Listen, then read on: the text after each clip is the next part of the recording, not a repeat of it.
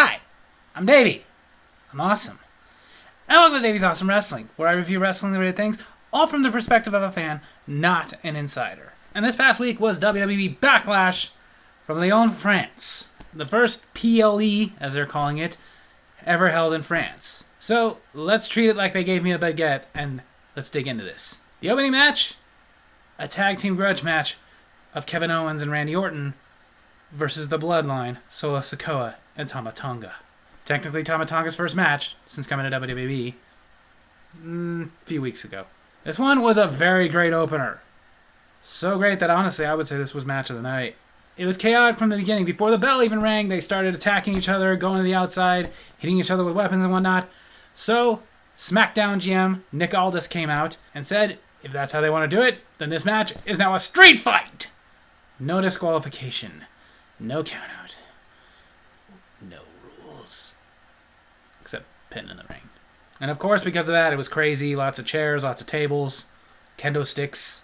And it was after a top rope brainbuster onto Tama Tonga by Kevin Owens onto a bunch of set-up chairs that it looked like Owens was about to get the win over Tonga. But then out came Tonga Loa, who we'd been wondering, was he going to come along too? And once he came out, we finally got the answer. The answer is, we. And this led to Solo Sikoa being able to get the win over Kevin Owens and celebrate with now Tama Tonga and Tonga Loa, who is a part of the Bloodline. This is freaking awesome. There's rumors that Jacob Fatu will be coming in.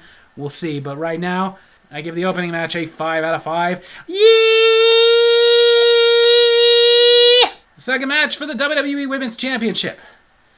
Tiffany Stratton versus Naomi versus Bayley. It was good. I mean, it was chaotic. My only criticism is it just seemed like one of those where mostly Naomi was just trying to get their stuff in. Like when she did a spear through the ropes type thing, and then later did like a neck breaker off the barricade. Like, again, like she was just trying to get her stuff in. Most of it not having much point. But she wasn't the only one to do that, as Tiffany Stratton did stuff like that.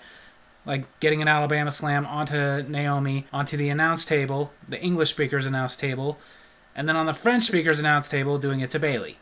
But still, it was a good match.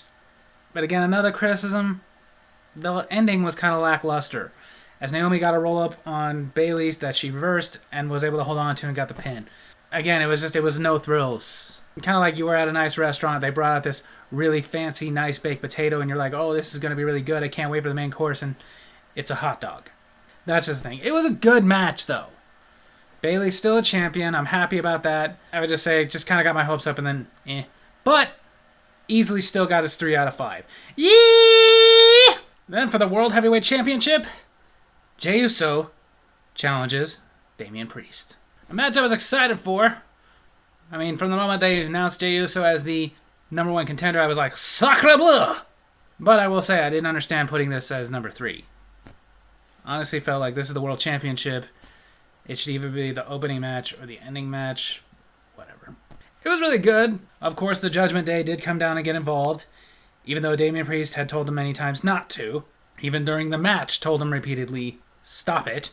And it was after a South of Heaven from the ropes that Damian Priest was able to get the pin onto Jey Uso and get the win, but can't say he did it without any help, which didn't make him happy.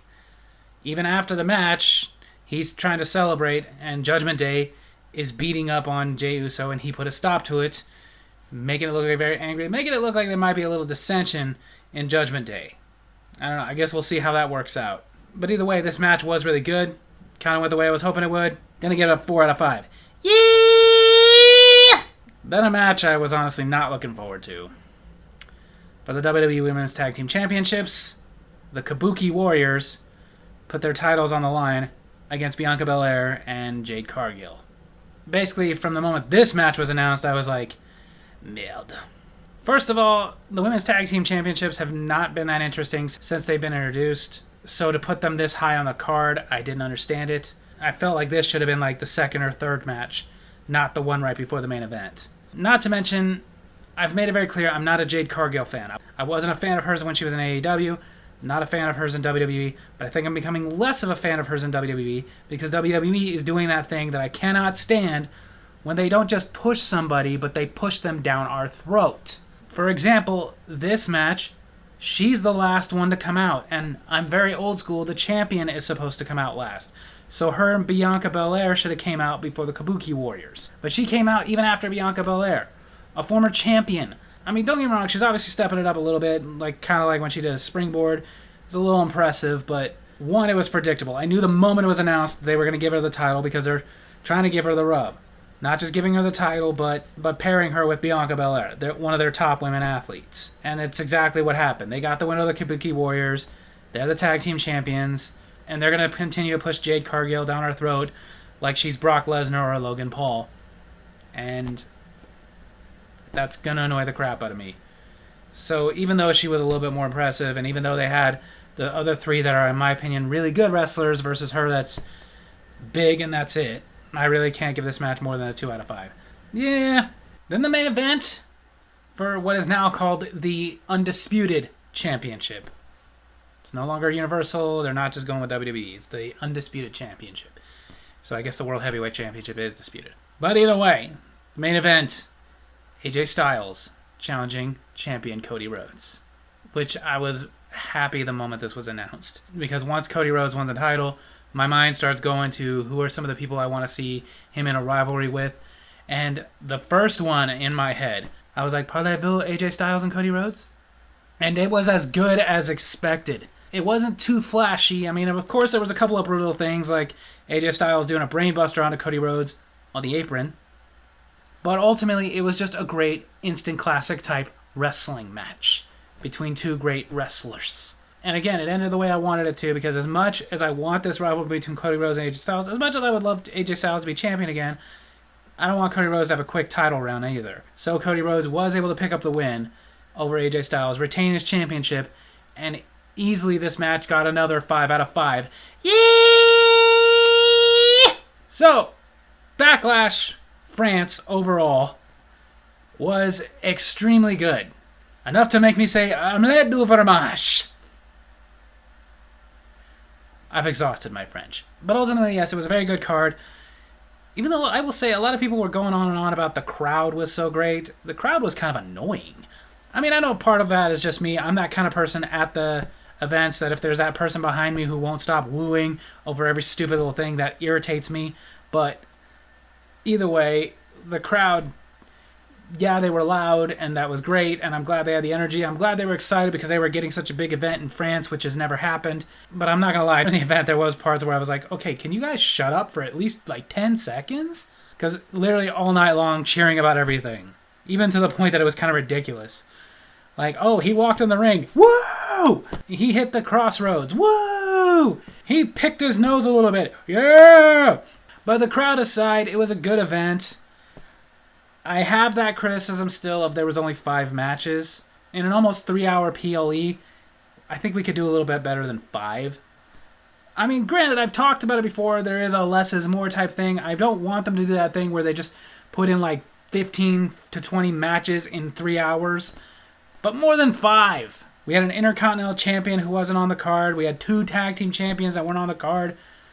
We have a part-timer United States Champion that shouldn't be. We have a Women's World Heavyweight Championship that has a rivalry going on.